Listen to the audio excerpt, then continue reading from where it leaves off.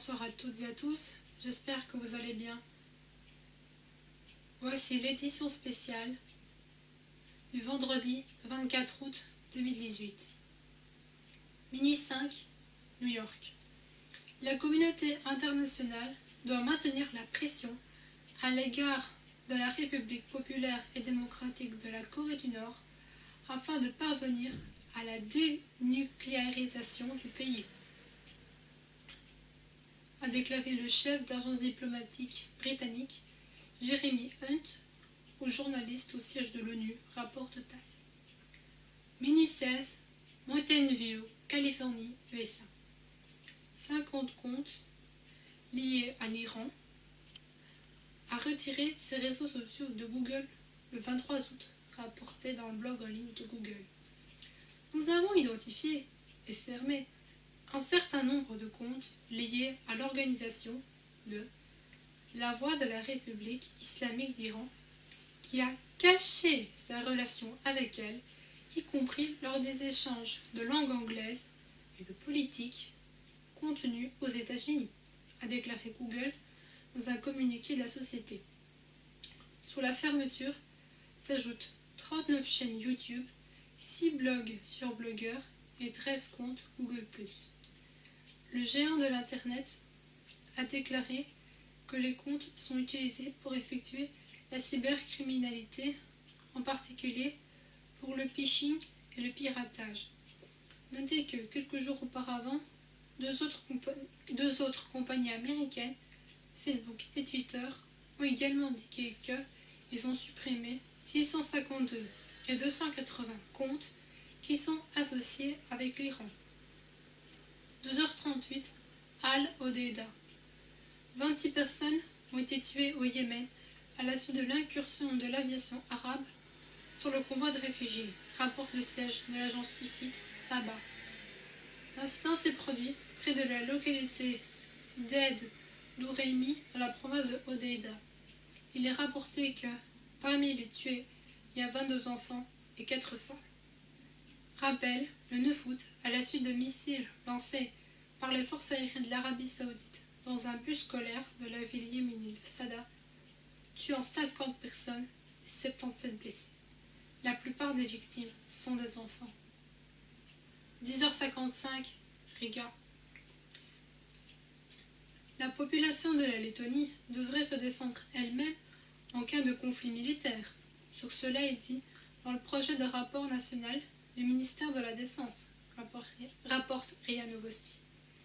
Le document a été publié sur le site du gouvernement américain de la Lettonie. À ce sujet, en particulier, est indiqué que, dans le cas d'un conflit militaire ou le début d'une crise systémique, le gouvernement peut ne pas être en mesure de protéger tous les citoyens, de sorte qu'ils doivent assumer pour eux et pour leurs proches. Dans le document, il stipule que le gouvernement doit offrir aux citoyens le modèle de l'auto-organisation, mais tout de même, la principale capacité des citoyens lettons est personnelle, qu'est l'auto-organisation. 13h39, Krasnodar.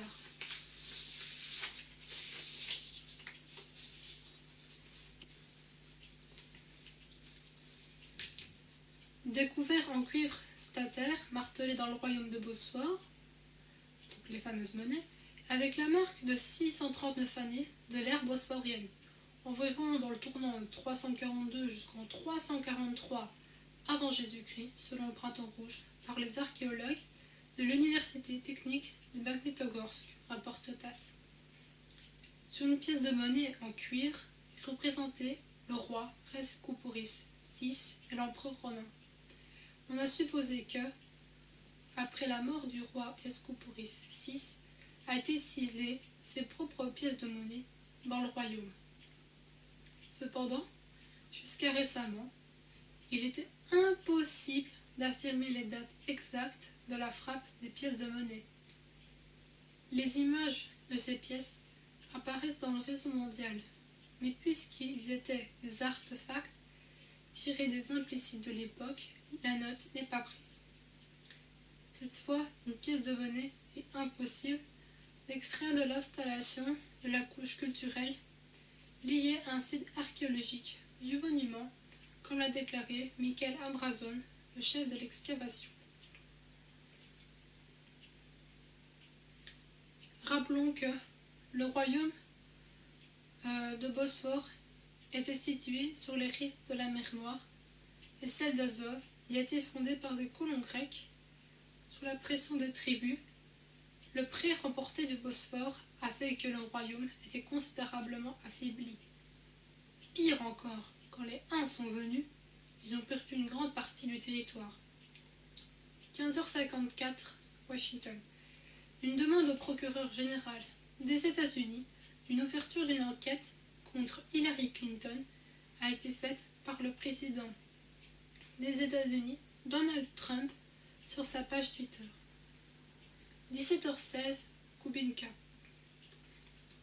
En Syrie, du matériel italien pour la fabrication de substances toxiques a été trouvé, a déclaré le major général Igor Kirillov selon Interfax ABH.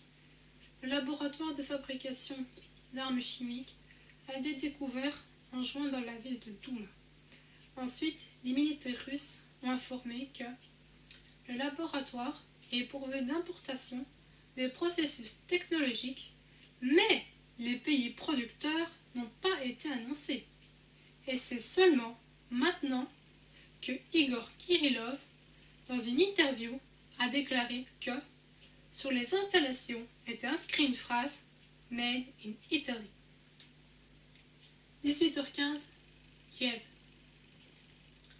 Les États-Unis sont prêts à soutenir les arrangements du Kosovo et la Serbie en ce qui concerne la section des territoires lors de la compromission des parties dans cette affaire, a déclaré l'assistant du président américain à la sécurité nationale, John Bolton, pendant une conférence de presse à Kiev, rapporte TASS. L'assistant du président des États-Unis a souligné qu'il y a des signes que Pristina et Belgrade sont prêts à des négociations territoriales et les États-Unis sont d'accord sur tout à l'issue des négociations. La politique des États-Unis dans cette affaire est la suivante. Si les deux parties seront en mesure de résoudre la question, nous n'excluons pas un amendement territorial. Nous ne pouvons pas intervenir et n'allons pas interférer avec cela. Si le Kosovo et la Serbie atteignent des arrangements qui contentera les deux parties, nous sommes prêts à les soutenir, a déclaré Bolton. Les États-Unis espèrent également que les pays européens seront d'accord. Je ne pense pas que quelqu'un en Europe essaiera de s'en mêler si les deux parties trouveront un total satisfaisant à la décision, a déclaré John Bolton. Rappelons-le, le 9 août 2018, le président de la Serbie a prononcé une déclaration sur la nécessité d'une délimitation du territoire du Kosovo et de la Métochie entre les Serbes et les Albanais. Plus tard, le 14 août, le président méconnu de la République du Kosovo a proposé à la Serbie de donner des communes où les Albanais se trouvent dans la plupart. Le 21 août, le chef de la diplomatie russe a déclaré que notre pays partage avec la Serbie la position sur la nécessité de s'abstenir de toute action visant à la révision des frontières et d'excitation à la haine raciale. Lavrov a également appelé à corriger ce que Belgrade effectue des arrangements plus tôt, mais il ne l'est pas. 21h22, Genève.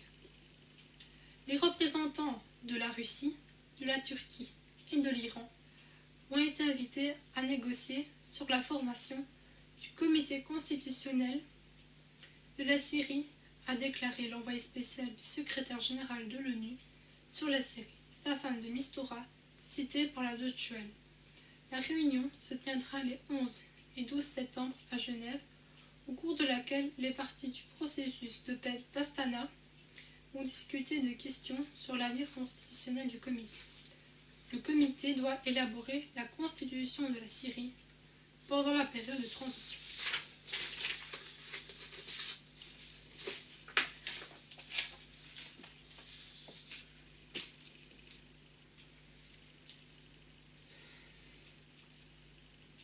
C'est tout pour ce soir.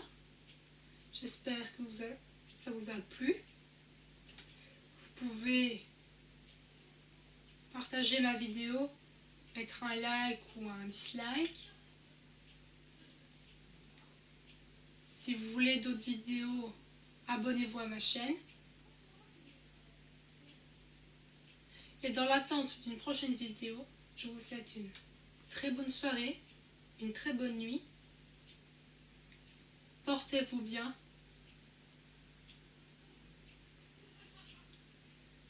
Et à une prochaine fois. Au revoir.